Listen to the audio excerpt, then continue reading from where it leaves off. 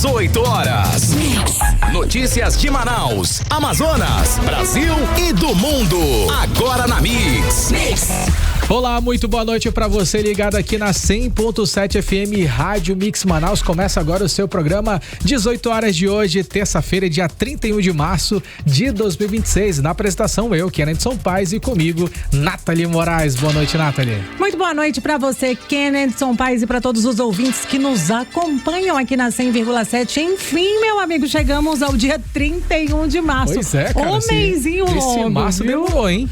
Demorou mesmo, Kennedson Paes, né? Teve muita gente que teve apertada aqui, apertada ali. O mês de fevereiro voou, mas o mês de março, olha, foi longo, Kennedson Paes. Vamos convidar os nossos ouvintes a participarem do nosso programa. Vamos lá. Você pode acompanhar aqui o nosso programa 18 horas, mandando aquela mensagem de texto, mandando uma foto, um vídeo, comentando como é que foi esse mês de março e a expectativa para esse mês de abril, né? Manda lá pra gente pro nosso WhatsApp, que é o 994887592. É isso mesmo, a gente quer saber a sua opinião. O que você pensa também sobre os assuntos abordados nas reportagens aqui do programa 18 horas? Tem alguma dica, alguma sugestão de reportagem? Manda pra gente lá no WhatsApp. Olha, não esquece de seguir e compartilhar os nossos conteúdos nas redes sociais. Continuamos com a meta, né, Kennedson Paes, de chegar aos 100 mil seguidores lá no @18horas-news. E tá faltando pouco, só falta você, hein? Já temos aqui 94 mil seguidores no Instagram. A meta é de chegar a 100 mil até esse mês de abril, Nathalie. A gente vai chegar lá. Vamos e depois chegar. A meta é dobrar a meta. Exatamente. 18 horas. Trânsito. 18 horas e 4 minutinhos, Kennedson Paes. Chove, né? Nesse início de noite desta terça-feira em alguns pontos aqui da nossa capital. E a gente sabe, quando chove, o trânsito tende a ficar mais lento. Por isso, a gente fala ao vivo com ele, André Meireles, que está nas ruas aqui da nossa capital. André, como está o trânsito no início da noite desta terça-feira?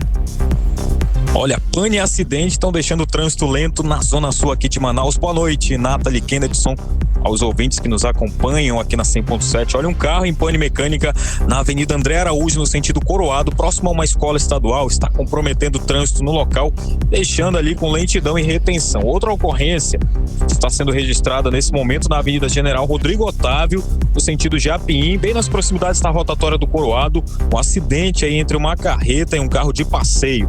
Deixa o trânsito lento nesse momento, isso acaba deixando reflexos ao longo da via. A gente também identificou agora, nesse momento, outro carro em pane mecânica, bem próximo aí à rotatória, retorno, na verdade, aqui de quem vai para o FAM. Então tem que ter muita paciência para você que vai trafegar agora pela Avenida Rodrigo Otávio, principalmente no sentido Japim. Daqui a pouco a gente tem mais informações.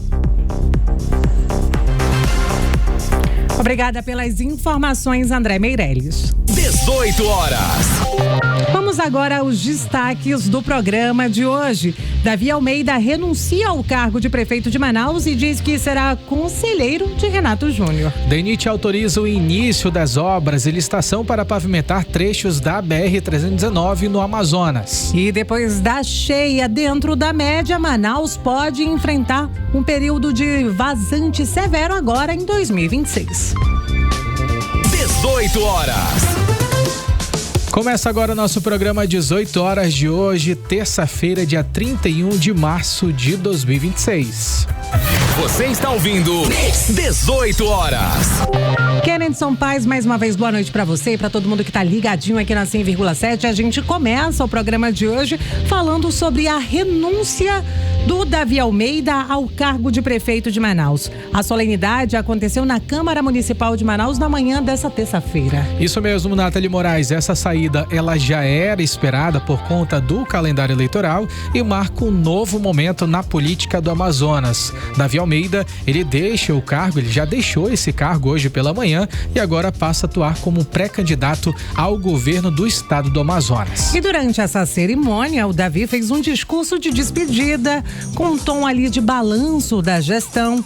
Ele também lembrou os principais desafios enfrentados aí nos últimos anos, ao longo do seu mandato, falou da questão da pandemia, as enchentes e também destacou os resultados da administração, falou das duas grandes secas que a gente passou também aqui na nossa capital E também, é claro, falou dessa nova fase, Kenedson Paes, com o lançamento do movimento Desperta Amazonas. Vamos ouvir o que disse o agora pré-candidato ao governo do Amazonas, Davi Almeida.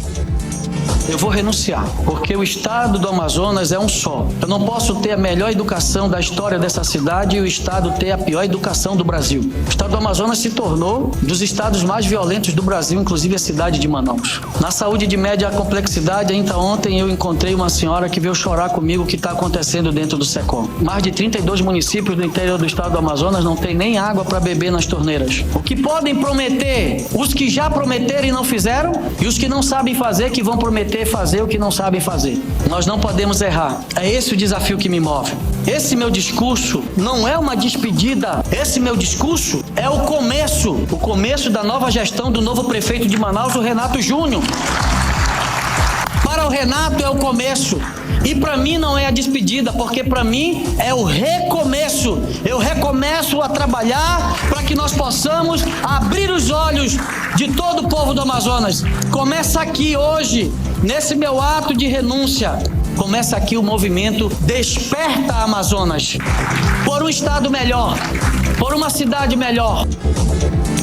E com essa renúncia, Davi Almeida, ele acaba ainda agora como pré-candidato ao governo do estado do Amazonas. Quem assumiu a prefeitura de Manaus ainda na manhã de hoje foi o Renato Júnior, que agora assume essa pasta de vez e passa a comandar o executivo municipal até o fim do mandato de 2028. A gente vai ouvir agora novamente Davi Almeida, que fez um balanço sobre a atual gestão, sobre a gestão dele ao longo desses últimos anos e também o legado que deixa para Renato Júnior. Vamos ouvir Davi Almeida.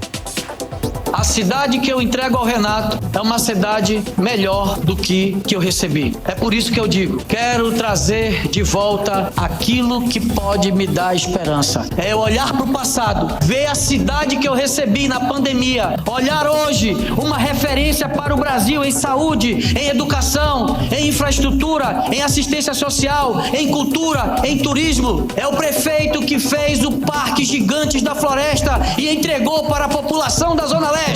É o prefeito que criou o passe livre estudantil. E é com essa experiência de que eu já fui governador interino em 4 meses e meio e asfaltei 392 quilômetros de estradas, ramais e vicinais. Fiz a maior promoção da história da Polícia Militar. Eu fiz também o pagamento do maior abono da história da educação. Eu fui aquele que liberei a licença ambiental para o plantio da soja no sul do Amazonas. Eu tornei o estado do Amazonas livre da febre aftosa sem vacinação lá no sul do Amazonas. Até hoje eu sou lembrado por isso, pelo que eu fiz à frente da prefeitura de Manaus, diante de todos os desafios, diante de todas as dificuldades. Os números provam que eu estou certo e a população aprovou todo o nosso trabalho. A toda a população da minha cidade que me deu a honra e o privilégio de administrá-la por 5 anos e 3 meses. E durante coletiva de imprensa, Nathalie, que aconteceu momentos antes a essas falas, o Davi Almeida, ele conversou com a imprensa a respeito sobre como é que ficaria a questão sobre alianças, Nathalie. Quando a gente fala que agora ele é um pré-candidato ao governo do estado do Amazonas, são necessárias alianças para que possam alcançar tanto o interior do estado do Amazonas, como também aqui a nossa capital. E o prefeito, Davi Almeida, o ex-prefeito de Manaus, Davi Almeida, ele confirmou que vai permanecer apoiando o senador Eduardo Braga, assim como a família dele. No entanto, em relação ao partido Avante, a decisão do partido de apoiar o senador Eduardo Braga permanece sendo condicionado ao apoio mútuo, ou seja, depende que Eduardo Braga apoie também o Avante nessa eleição deste ano. Vamos ouvir novamente Davi Almeida. Eu tô com o Raulzinho aqui, que é o líder do MDB, o mitoso, aqui na Câmara me apoia, o Kennedy, toda a bancada do MDB me apoia, inclusive essa bancada que nós elegemos no nosso arco de aliança na eleição passada. Nós temos a disposição em apoiar o senador Eduardo Braga, porque ele foi muito bom com a cidade de Manaus, ajudou bastante a cidade de Manaus, eu sou grato a ele. Essa questão da definição partidária, ela dá-se-á lá na frente. Nós nós temos a disposição de apoiá-lo. O nosso grupo quer apoiá-lo, mas nós só vamos apoiar 100% quem nos apoiar 100%. O meu voto, da minha família, de todos nós, o senador Eduardo Braga vai ter, porque ele merece. Para ter o apoio do grupo, nós vamos precisar buscar o entendimento de uma convergência ampla.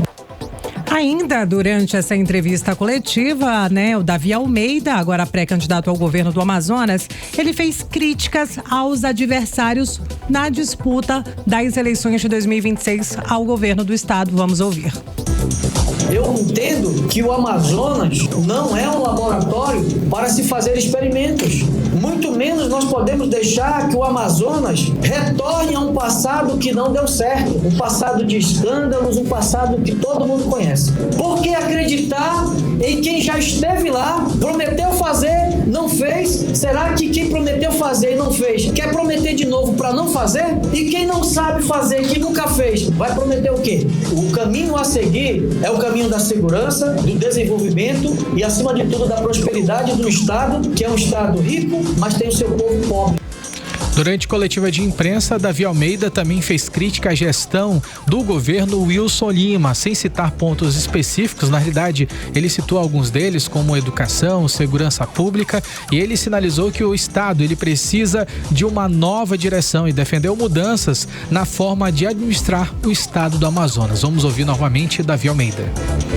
A educação do Amazonas é a pior do Brasil. Enquanto Manaus anda numa direção, a educação média, ensino médio vai para outra. Ensino médio, cuidado pelo governo do Estado. Até segurança pública, a Prefeitura de Manaus tem feito, que não é da nossa responsabilidade. Porque o atual governo poderia ter melhorado os índices do nosso Estado. Não fez, e eu avisei, nós não podemos errar novamente.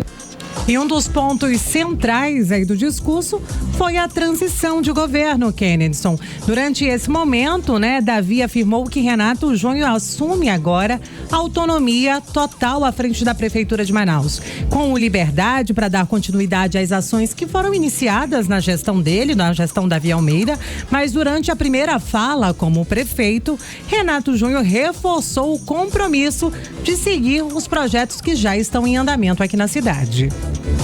E esse cabra que aqui vos fala é um cara que vai dar continuidade ao trabalho belíssimo, exemplar que o prefeito Davi começou.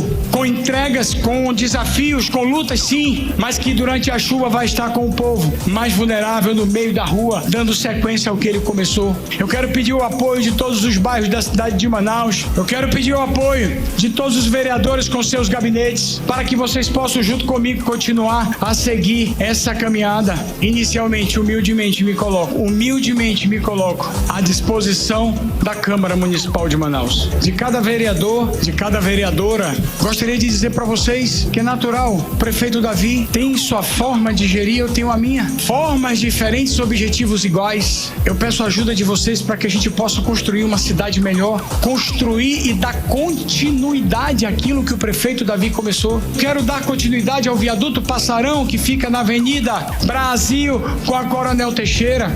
Eu quero dar ordem de serviço a novos viadutos. Eu quero ser o prefeito que, dando continuidade ao que o prefeito Davi começou, quero entregar o primeiro hospital municipal dia da cidade de Manaus.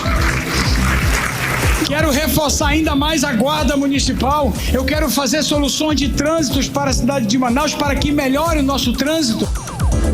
Pais e ouvintes, na prática, essa transição agora acontece de forma natural, sem ruptura imediata, a gente pode dizer assim. E a expectativa é que a continuidade administrativa realmente ela aconteça, assim, agora nesse primeiro momento, mas nos bastidores o movimento é mais amplo, a gente pode dizer assim, Kennedson, Porque a prefeitura já passa por algumas mudanças, principalmente ali no setor do primeiro escalão, com a saída de alguns secretários que, inclusive, devem tentar uma vaguinha aí nessas eleições de 2026. Exatamente. Desde a última semana, a gente já vinha falando sobre essa saída do secretariado, Jesus Alves, da Secretaria de Habitação. A gente já ouviu também sendo divulgados vários outros nomes do secretariado de Davi Almeida que vão sair agora do cargo para poder disputar aí as eleições desse ano de 2026. E essas exonerações que estão acontecendo agora, nessa semana, que vão acontecer daqui para frente, elas fazem parte, com certeza, de um momento de reorganização política que busca levar nomes da gestão para disputas no legislativo. Ao mesmo tempo, Davi Almeida agora ele passa a se dedicar mais à pré-campanha ao governo do estado do Amazonas. Inclusive hoje está havendo, Nathalie, mais outro evento, hoje lá no Shopping Estúdio 5, um grande evento onde é feita essa cerimônia de lançamento de fato e de direito agora da pré-candidatura ao governo do estado do Amazonas de Davi Almeida. Ele vem dando, né, Kenneth, são sinais sobre alianças políticas que devem ser formadas ao longo dos próximos dias, né? O Davi afirmou que deve ter apoio de pelo menos 6 partidos nas eleições para o governo do Amazonas, né? E que a chapa, inclusive, já está em construção, né? Não é de hoje que ele vem falando que ele vem construindo alianças com prefeitos no interior do estado, e aí agora que ele renunciou ao cargo de prefeito, ele vai poder realmente fazer esse trabalho de caminhada pelos 62 municípios do Amazonas, mas os nomes mesmo, eles ainda não foram divulgados. Exatamente, Nathalie. Com isso, o cenário do Amazonas, ele começa a ganhar novos contornos. Manaus, ele passa a ter um novo agora prefeito, enquanto um dos principais nomes da política segue na disputa ao governo do estado do Amazonas. A gente vai continuar acompanhando, né, Nathalie? Porque muita coisa ainda vai rolar até outubro, ou seja, até a última parte da pré-campanha ainda vai rolar, e com certeza a gente ainda vai ver muitas alianças sendo formadas e outras sendo desfeitas também, Nathalie. Você está ouvindo 18 horas. Kenneth Sampaio, 6 horas e 19 minutinhos. Kenneth Sampaio, a gente fala agora de um assunto que é de interesse de todos nós, e a gente pode dizer assim que a espera acabou, Kenneth Sampaio. Pois é. Depois de décadas, inúmeras promessas e incertezas e até mesmo muitas cobranças, a BR-319 hoje foi destaque em toda a imprensa, né? Virou o centro das atenções porque parece que vem aí avanços importantes de infraestrutura na rodovia. Tomara, Nathalie Moraes. Olha só, depois de ano de espera, o governo federal, ele autorizou o início das obras e também a abertura da licitação para pavimentação.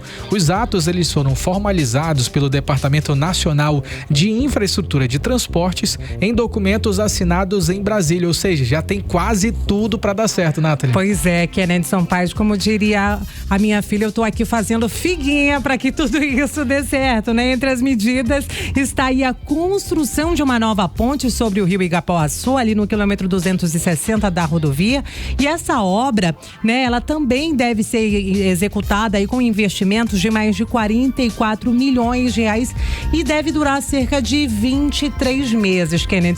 Para quem esperou décadas, anos, o que é esperar quase 3 anos, né, Kenneth? Pois é, e não para por aí, Nathalie, olha só, também foi publicado o aviso de licitação para o asfaltamento de mais de 339 quilômetros da BR-319, entre o Igarapé-Apuí e o Igarapé-Realidade, justamente o trecho mais crítico e que há anos, gente, concentra um dos maiores desafios da trafegabilidade, ou seja, é um ponto complicado, até naquela expedição do Richard, dava para ver que em vários pontos, Nathalie, trafegar por ali é um grande desafio. E o trecho do meio não é de hoje que a gente vem discutindo sobre essa situação, né? E aí esses investimentos, Kenneth, que foram anunciados nesta terça-feira, eles passam ali da casa dos 678 milhões de reais e marcam realmente uma nova tentativa de tirar do papel a obra que para muita gente já virou sinônimo de espera. Muita gente até já desacredita. Será que isso é mais uma promessa de campanha ou vai sair do papel de verdade? Tá bem próximo das eleições, né, Nathalie? Mas a gente vai seguir torcendo.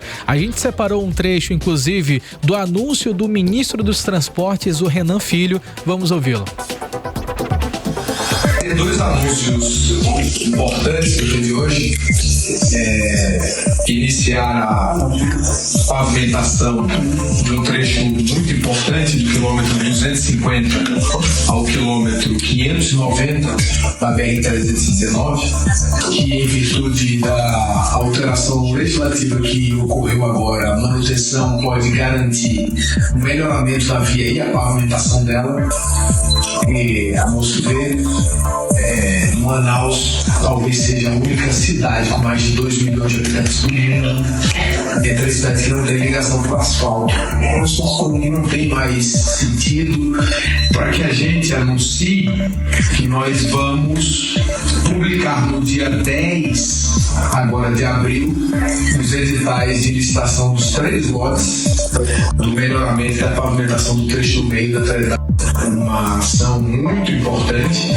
E a outra é que nós vamos também assinar agora a ordem de serviço da ponte do Igapoçu. 18 horas. Kennedson Paes e ouvintes, e aí depois de toda essa formalização, o senador Eduardo Braga afirmou que a BR-319 agora sim tem ordem de serviço, vai ter investimento e é um compromisso assinado, inclusive, pelo governo federal. Ele alertou, né, que existem muitos interesses contrários ao avanço da nossa rodovia, mas que mesmo a gente tendo inimigos que querem nos deixar na lama, o nosso estado tem força para brigar. Sim, vamos ouvir aí o que disse o senador Eduardo Braga.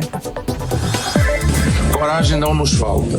O que nós sabemos é que temos inimigos que querem que a gente fique na lama e na poeira.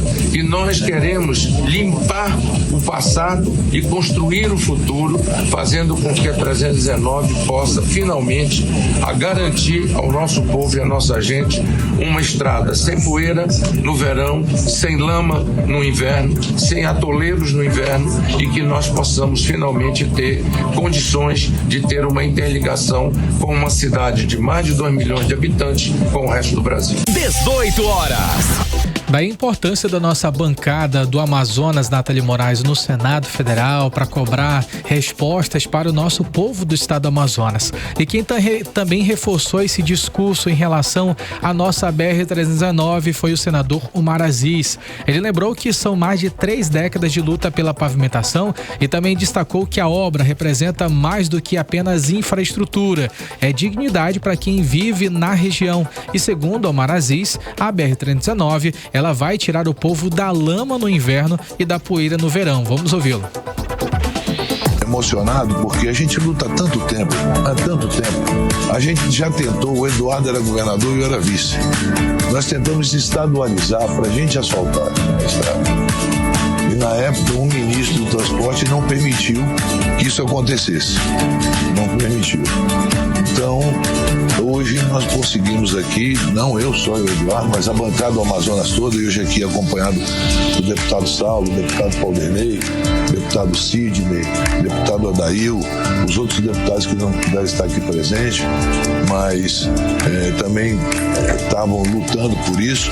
Mas quero dizer a vocês que é uma grande luta, o Eduardo explicou tecnicamente, nós vamos fazer o melhoramento e o asfaltamento do trecho do meio que era tão sonhado por todos nós. 18 horas. Kennedson Paes, né? Como o senador Omar Aziz disse aí, a importância da bancada amazonense fez a diferença para que, enfim, né, essas assinaturas saíssem, a gente pode dizer assim.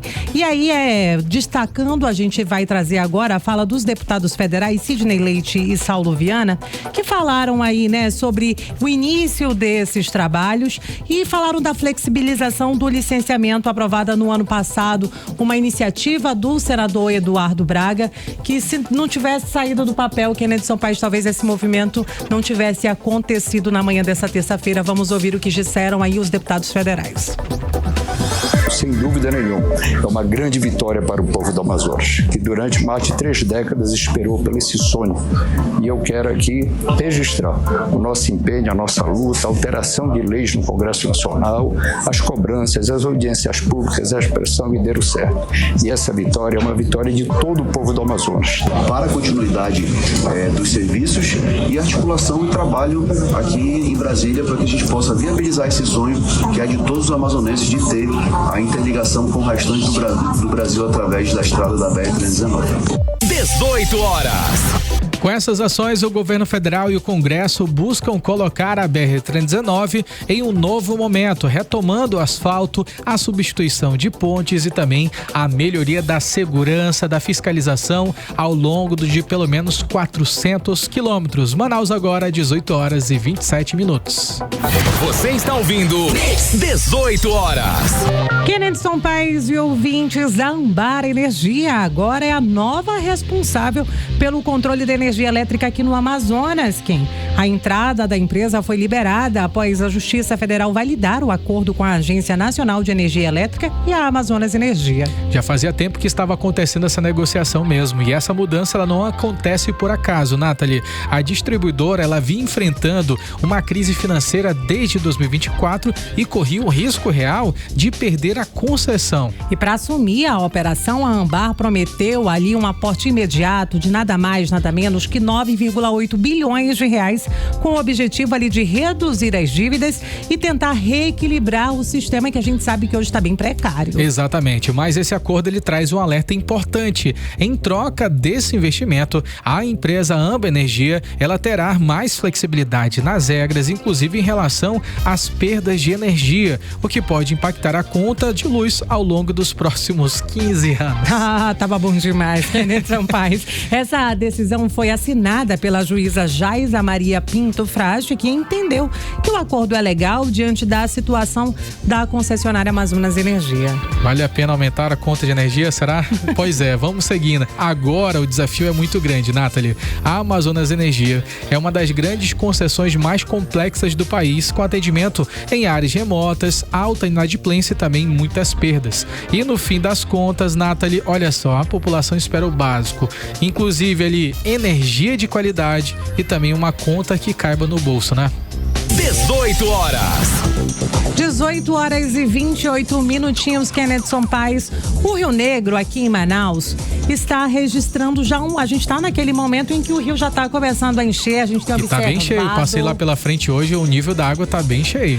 Kennedson Paes, quem vai ali naquela região da Manaus Moderna já se impressiona, porque a gente ainda está no mês de março e a subida tá acima da média, mas segundo, o Serviço Geológico do Brasil, Kennedson Paes, inclusive eles divulgaram aí hoje o primeiro alerta de cheia, tá tudo dentro da normalidade. E a previsão é de 28,3 metros entre a cota de inundação, 27,5 metros a cota de inundação severa e 29 metros alertando aí para a população ter um nível de cuidado mais com as águas. Mas será que a gente vai atingir essas metas? Pois é, vamos acompanhar, porque muita coisa pode mudar e as previsões, geralmente elas são umas estimativas, não significa que de fato venha a acontecer ou não. O período da vazante ele pode chegar ao patamar considerado severo, mas o comportamento atual é considerado normal para essa época. A gente vai agora conversar com o repórter André Meirelles, que vai contar pra gente o que essas medições significam na prática para a população de Manaus. André, fala com a gente. Exatamente, o Rio Negro deve ter cheia dentro da média, mas o alerta é para uma possível seca severa em Manaus. Muito boa noite a todos. Olha, a previsão aponta que o nível do Rio Negro pode chegar a cerca de 28,3 metros, ficando dentro da normalidade. Mesmo assim, esse volume já ultrapassa a cota de inundação e pode trazer transtornos em algumas áreas da capital. Agora, o que mais preocupa não é a cheia, é a vazante. Segundo especialistas, existe risco de uma descida forte do nível do rio, o que pode levar a um cenário de seca severa, isso nos próximos meses. E tem explicação para isso. É a redução das chuvas nas regiões de cabeceira e a mudança no comportamento do clima também aí podem impactar diretamente toda a bacia. A gente vai acompanhar agora a fala do gerente de hidrologia do Serviço Geológico do Brasil, o André Luiz dos Santos, que ele explica que esse comportamento ainda é considerado natural, mas exige uma certa atenção.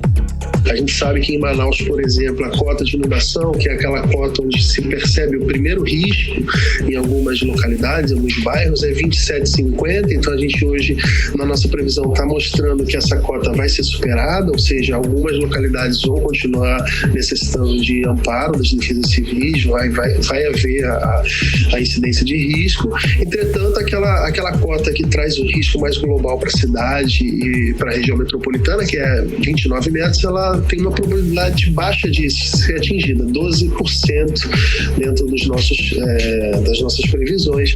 Olha, o André Luiz dos Santos também comentou que a preocupação agora está voltada para o segundo semestre, quando pode haver uma queda mais acentuada no nível dos rios. O que a gente está prevendo para Manaus, que seria o pico de cheia, ele já ocorreu em algumas localidades. Então já houve aquele pico de cheia sendo alcançado no Alto Purus, no Alto Juruá, e por isso esses municípios eles estão em emergência, porque lá eles já vivem a cheia, eles já vivem aquela situação de alagamento. Então, e esse ano, de fato, no Purus a gente observou grande variabilidade, a gente teve uma subida muito rápida que alcançou níveis máximos para a época e ao mesmo tempo já baixou, alcançando níveis mínimos para a época, e agora o que a gente observa são níveis dentro do esperado para a época. Olha, diante desse cenário, a Defesa Civil já começa a se mobilizar com planejamento e também monitoramento constante. O alerta está dado, agora é normalidade, mas o segundo semestre pode sim trazer impactos importantes para a população. A gente segue acompanhando esse cenário que exige atenção redobrada em todo o Amazonas. Volto com vocês. Você está ouvindo 18 horas. 18 horas e 33 minutinhos. Kennedson Paes, antes da gente pedir pro André Meirelles dar a parcial pra gente do trânsito, ele vai falar pra gente que o trânsito aqui de Manaus deve mudar nos próximos dias, Kennedson Paes. A gente tá na Semana Santa e muitas procissões, movimentos religiosos devem acontecer aqui na capital durante a sexta-feira, e aí com isso vai ter uma grande operação de trânsito coordenada aí pelo Instituto Municipal de Mobilidade Urbana para garantir mais fluidez durante as celebrações da Semana Santa. André Meirelles, traz para a gente os detalhes. Exatamente, mais de 40 procissões devem mudar aí o trânsito de Manaus nessa sexta-feira da Paixão, feriado aí nacional. Olha, a capital amazonense vai ter um dos mais dias aí movimentados do ano, com celebrações religiosas que vão acontecer ao mesmo tempo em todas as zonas aqui da cidade. Para dar conta aí desse volume, o IMU, que é o Instituto Municipal de Mobilidade Urbana, montou aí uma operação especial de trânsito com agentes que vão estar espalhados aí em pontos estratégicos, fazendo interdições temporárias, desvios e organização do fluxo de veículos. Na zona oeste, por exemplo, os bairros como Compensa e Alvorada devem concentrar muitas procissões com impacto direto aí em vias importantes, como a Avenida Brasil. Já na zona sul, áreas como o Centro, Praça 14, Japim também recebem esses eventos tradicionais que reúnem grande público, né? Ou seja, é um movimento para todo lado durante todo o dia, desde cedo até a noite. O diretor de operações de trânsitos do IMU, Stanley Ventilar, explica como vai funcionar essa operação. Vamos acompanhar. Na sexta-feira, nós teremos várias vias sacras em todas as zonas da cidade. Dentre elas, a principal saindo ali da área da Igreja da Matriz, indo para o Santuário de Fátima às 7 horas da manhã, e às 14 horas da manhã nós teremos o retorno da via sacra para a Igreja da Matriz. Já no sábado e no domingo, nós teremos o aniversário do bairro do Japim, com a interdição da Rodrigo Otávio a partir das 8 horas da manhã do sábado, no trecho compreendido entre a Rua 35 e a Rua 15, no bairro do Japim. E essa intervenção irá até às 3 horas da manhã da segunda-feira.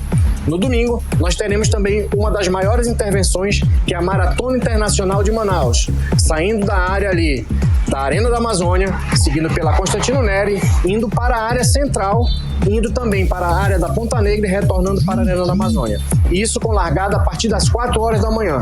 Estaremos com todos os agentes de trânsito empenhados nessas missões. 18 horas.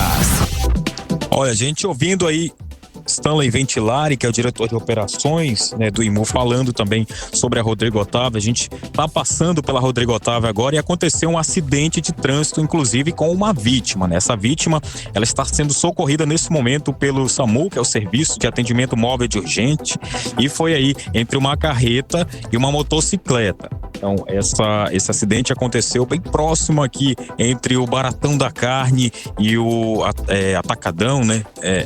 bem próximo aqui à Lagoa do Japim também, a Rodrigo Otávio, nesse sentido de quem vai para o bairro, né? Então, o trânsito por aqui está praticamente parado, hein? Só depois aí do local do acidente, onde está acontecendo ainda aqui esse atendimento, que o trânsito começa a fluir.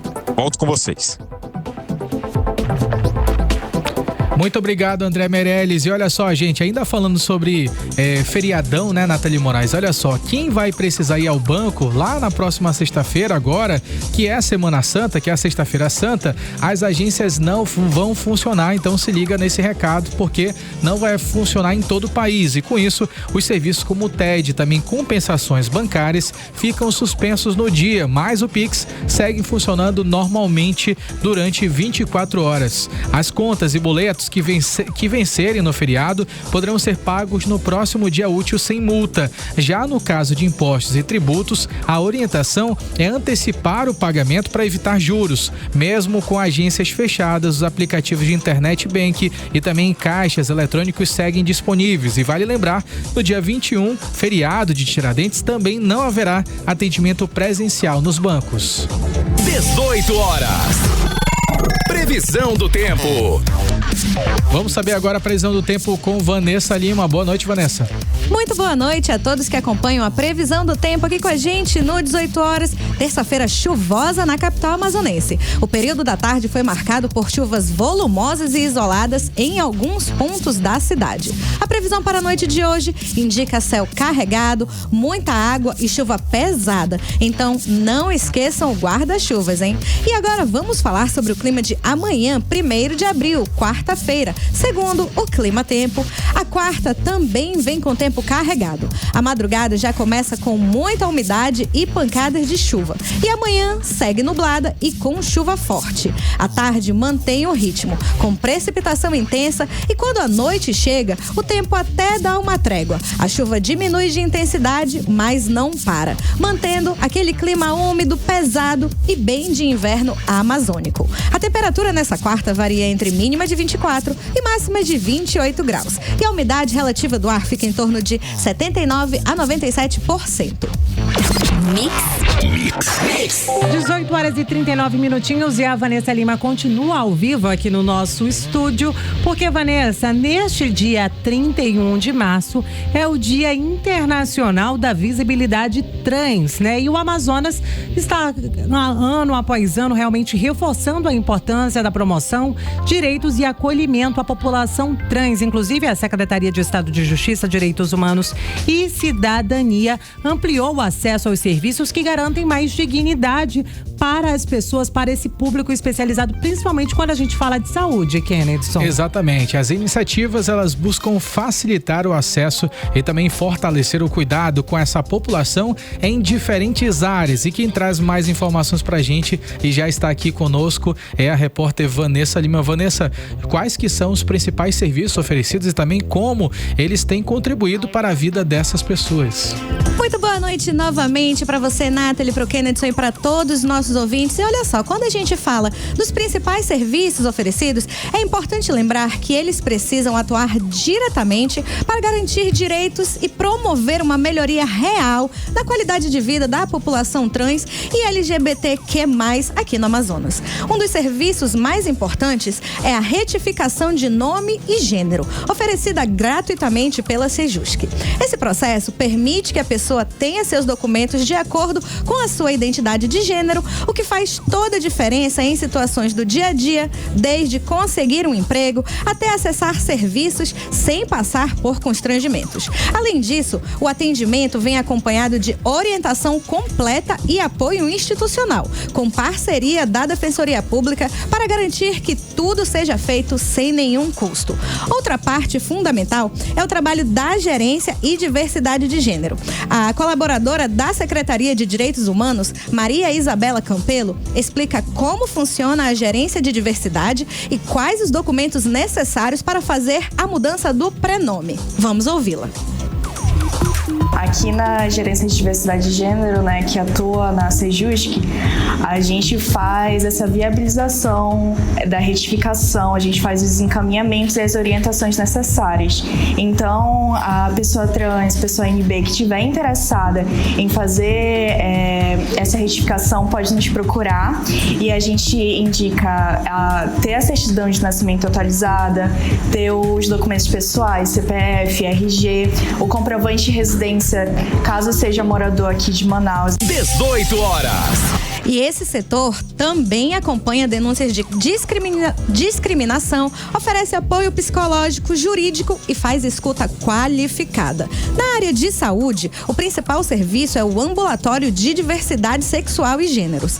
Lá, as pessoas recebem atendimento médico especializado, apoio psicológico e acompanhamento social. O ambulatório também cuida da hormonização de forma segura, com profissionais que orientam todo o processo. E além disso, o ambulatório também oferece a PrEP, faz testes regulares para HIV e outras ISTs, dá orientação sobre saúde sexual e distribui materiais de prevenção. Quando necessário, o serviço também encaminha para cirurgias de afirmação de gênero, garantindo acompanhamento antes e depois do procedimento para que o tratamento continue de forma tranquila e segura. Só em 2025, o ambulatório já fez mais de 1.700 atendimentos. Um dos trabalhos importantes é o acolhimento de jovens e adolescentes, oferecendo apoio emocional e orientando as famílias, o que ajuda a criar um ambiente mais seguro desde cedo. No geral, esses serviços garantem dignidade, facilitam o acesso a direitos e formam uma rede de apoio que acompanha as pessoas em diferentes momentos da vida, ajudando a incluir, proteger e fortalecer a população trans e LGBTQ+. 18 horas. A Amazônia está envenenada, Kennedson Paes. E o mais grave em meio a tudo isso é que ninguém sabe exatamente o tamanho real desse problema. O Ministério Público Federal deu um prazo aí de pelo menos 30 dias para que as autoridades finalmente organizem os dados sobre a contaminação de mercúrio aqui na nossa região. E não é pouca coisa, Nathalie Moraes. Estudos já mostram que o veneno está no peixe que chega à mesa da população. Olha o perigo. A repórter Odineia Araújo, ela tem os detalhes. Odineia, ou seja, o problema ele não está só no garimpo, também está dentro de casa. É isso, né? E o Ministério Público Federal acendeu o alerta. A contaminação por mercúrio na Amazônia é grave, espalhada e pior, mal monitorada. Em outras palavras, o veneno está circulando, mas o controle ainda é falho. Pesquisas já encontraram altos níveis de mercúrio em peixes consumidos em estados como Amazonas, Rondônia e Roraima. Isso mostra que o problema não está isolado em um ponto. Ele se espalha pelos rios, atravessa territórios e chega direto ao prato da população. Diante disso, o Ministério Público Federal cobrou medidas urgentes. Quer a criação de um sistema nacional para monitorar a contaminação com dados claros, públicos e integrados. Hoje, cada órgão trabalha quase no escuro, sem padrão e sem comunicação eficiente. Na saúde, a situação também preocupa. Estados terão que organizar pela primeira vez, de forma mais estruturada, os dados de pessoas intoxicadas por mercúrio, separando por município, por região e também por perfil da população. Algo básico, mas que ainda não funciona como deveria. E enquanto o poder público corre atrás do prejuízo, o garimpo ilegal continua avançando, espalhando mercúrio pelos rios da Amazônia. O presidente da Comissão de Segurança da Assembleia Legislativa do Amazonas, o deputado comandante Dan, disse que mais de 1.000 pistas clandestinas na Amazônia foram identificadas pela Agência Nacional de Aviação Civil, e isso acende um alerta para o garimpo ilegal ou o narcogarimpo, de acordo com ele. Diversos relatórios do Fórum Nacional de Segurança Pública que tratam da insegurança na Amazônia demonstram diversos aspectos em que as facções criminosas estão dominando o território na nossa região, na Amazônia e no Amazonas. As pistas clandestinas são a espinha dorsal de um sistema criminoso que alimenta o narcotráfico, o narcogarimpo e outros negócios ilícitos. Bom, no fim das contas, os criminosos avançam e falta ação. E enquanto isso, o veneno já está na água, no peixe e possivelmente no corpo de muita gente. Infelizmente. Volto com vocês. Você está ouvindo 18 horas.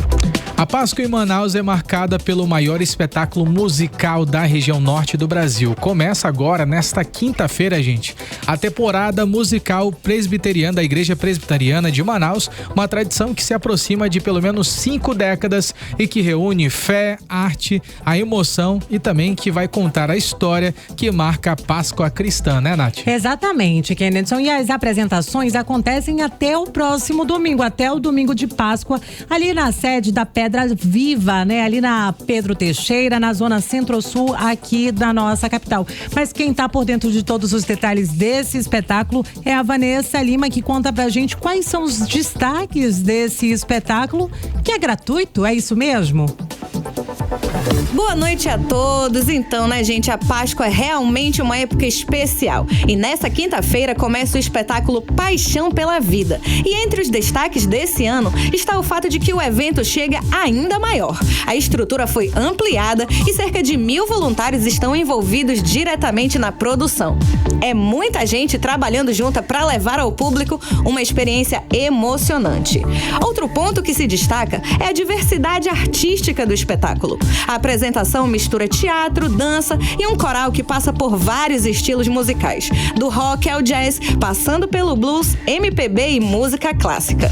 O diretor-geral do evento, o pastor Wellington Farias, comenta que a história é dividida em 17 cenas, que começam lá na primeira Páscoa no Egito até os momentos mais marcantes da vida de Jesus. Vamos ouvi-lo.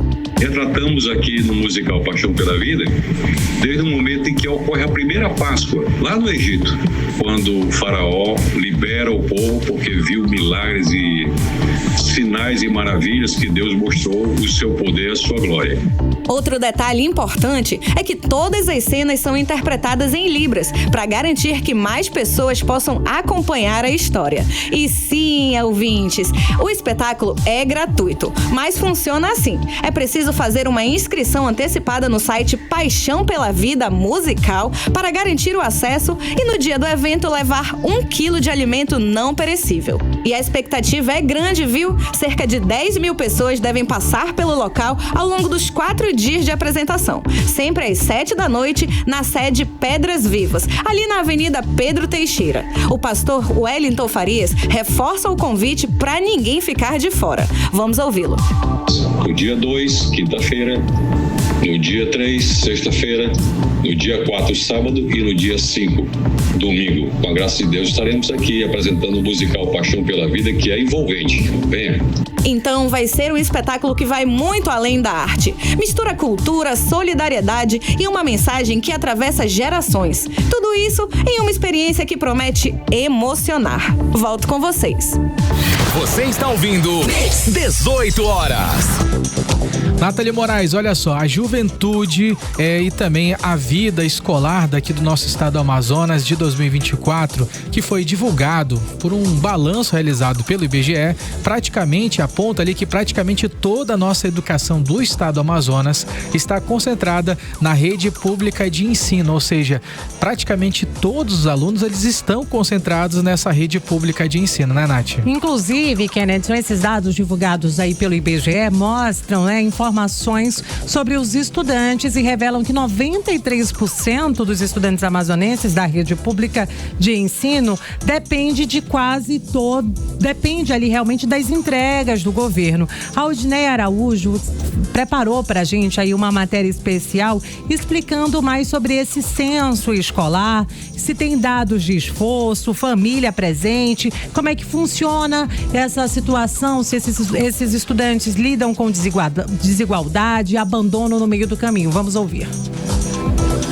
Tem sim, e muito, viu? E a Pesquisa Nacional de Saúde do Escolar 2024 escancarou uma realidade que muita gente já sente na prática, que é estudar no Amazonas ainda é um desafio e não é pequeno, viu? São mais de 270 mil estudantes no estado e a maioria esmagadora, ou seja, 93%, está na rede pública de ensino. Em Manaus, são 136 mil alunos, com 87,6% também no ensino público. Ou seja, a educação depende quase toda do que o governo entrega. E aí vem o problema. Os alunos até entram na escola, mas não conseguem ficar. No Amazonas, o número despenca até o fim do ensino médio. Já em Manaus, a situação é ainda mais grave. Só 6,4% chegam ao terceiro ano, no caso. É o pior índice entre as capitais do norte. Os números relacionados a 2024 foram apresentados hoje pelo IBGE, como explica a Djalma Nogueira, que é chefe de disseminação de informações do Instituto Brasileiro de Geografia e Estatística aqui no Amazonas. A pesquisa mostra que o Amazonas mantém forte presença na rede pública e revela desafios importantes na permanência dos estudantes ao longo da trajetória escolar. No estado, há sinais de desigualdade no acesso a bens e serviços, refletindo diferenças marcantes entre alunos de escolas públicas e privadas. Os dados indicam a diversidade nos arranjos familiares do Amazonas, com destaque para diferentes formas de convivência e responsabilidade no domicílio. O Amazonas apresenta envolvimento familiar relevante no acompanhamento escolar, além de hábitos alimentares positivos entre os estudantes. Em Manaus, a pesquisa evidencia a queda acentuada na permanência de alunos nas etapas finais da educação básica, indicando desafios no fluxo escolar. Bom, enquanto isso, a desigualdade aparece dentro de casa. Só 34% dos alunos da rede pública têm computador, contra quase 88% na rede privada. E o acesso a carro, internet e outros recursos também escancara esse abismo social. Por outro lado, tem resistência, viu? Mais da metade dos estudantes do Amazonas tem acompanhamento da família nas tarefas. E o consumo de café da manhã é maior que a média nacional, segundo a Djalma Nogueira, chefe de disseminação de informações do IBGE no Amazonas. A capital amazonense também apresenta desigualdades no acesso a recursos domésticos e tecnológicos entre estudantes de diferentes redes de ensino. Os dados de Manaus revelam menor convivência com ambos os pais e apontam para a importância de políticas voltadas ao apoio familiar. Em relação ao comportamento, Manaus apresenta indicadores que reforçam a necessidade de ações preventivas e de promoção da saúde entre adolescentes. Bom, mas nem isso esconde os alertas, né? Cerca de 8,8% dos jovens aqui no estado e 8,2% em Manaus já experimentaram drogas ilícitas, viu?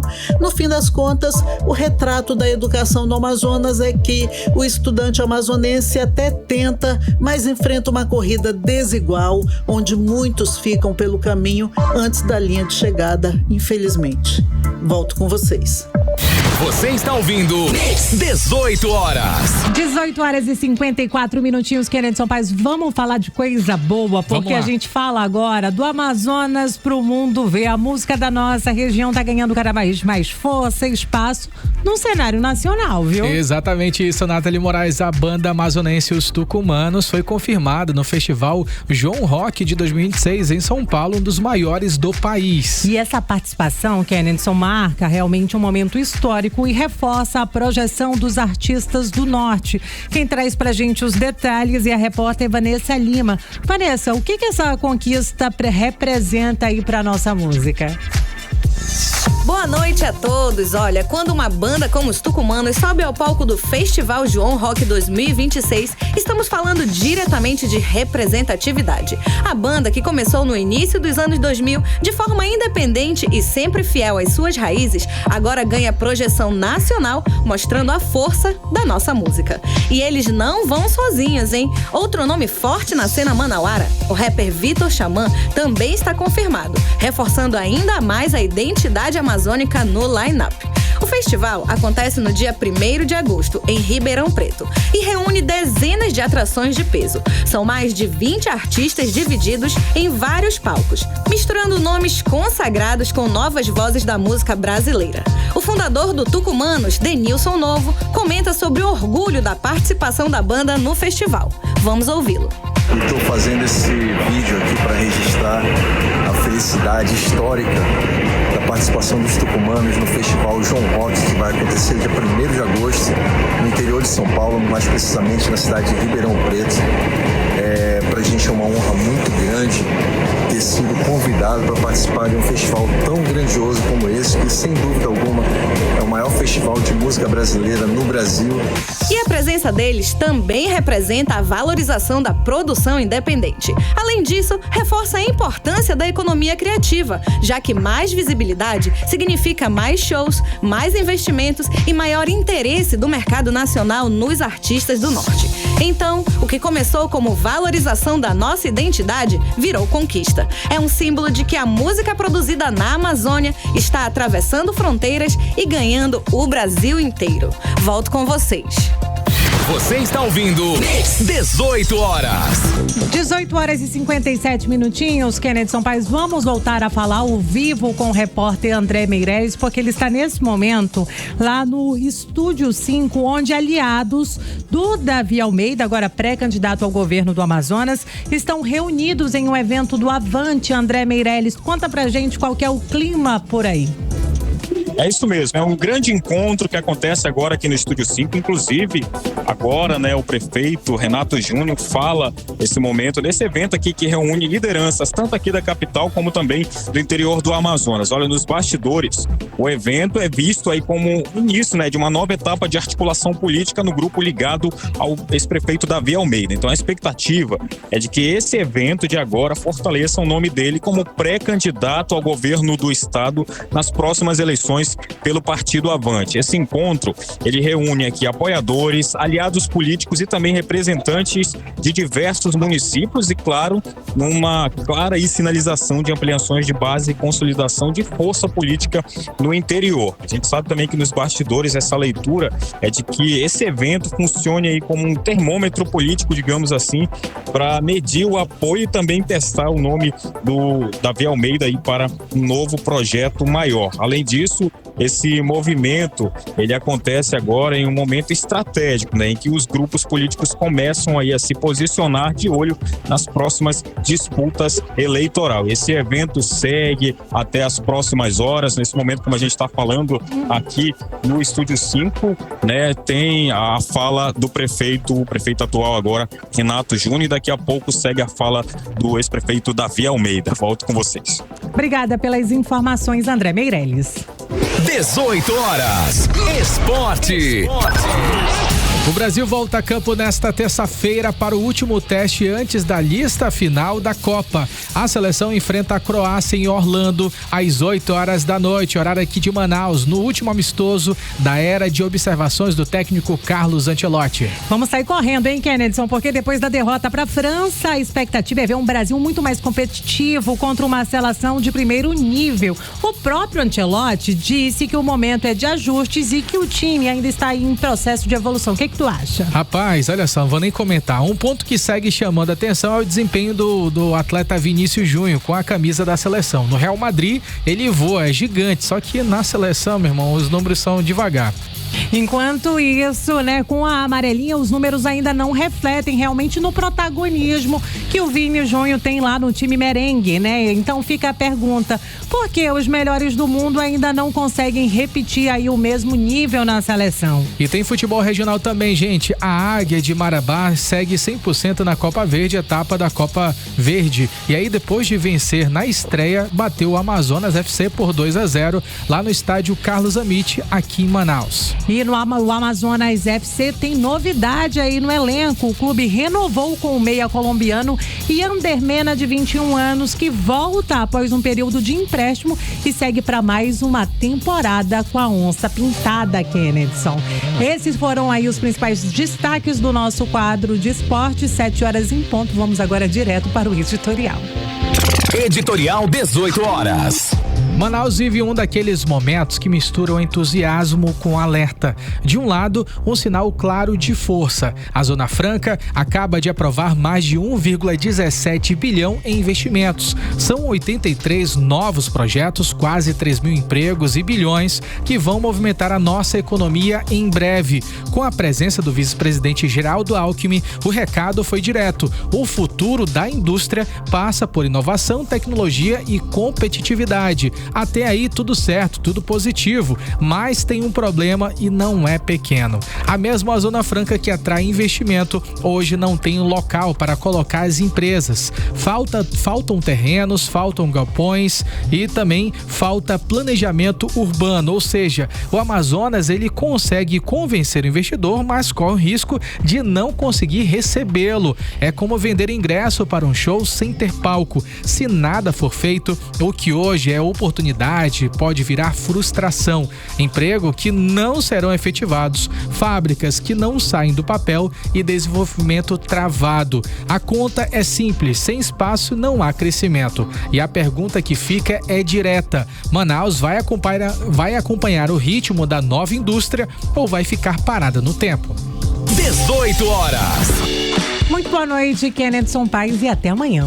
Boa noite, Nathalie Moraes. Boa noite a todos vocês que nos acompanharam até aqui. Não esqueçam de seguir a gente nas redes sociais no @18 News. Até amanhã.